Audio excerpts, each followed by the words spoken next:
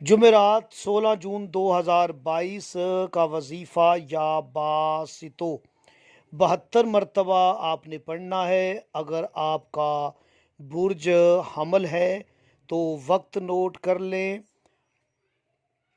सुबह 5:30 का वक्त है। बुर्ज सौर वालों के लिए सुबह 9 बजे का वक्त है। बुर्ज जोइज़ा वालों के लिए 10:10 सुबह। बुर्ज सरतान वाले सुबह 10:55। बुर्ज असद वाले सुबह 7:25। बुर्ज सुमला वाले सुबह 10:30। बुर्ज मेज़ान वाले दोपहर 12:30। बुर्ज अकरब वाले वक्त नोट करें दोपहर 2:30। बुर्ज कौस वाले दोपहर 1:20। बुर्ज जद्दी वाले दोपहर 12:05 और बुर्ज दिल्लू वाले सुबह 5 बजे का वक्त नोट करें।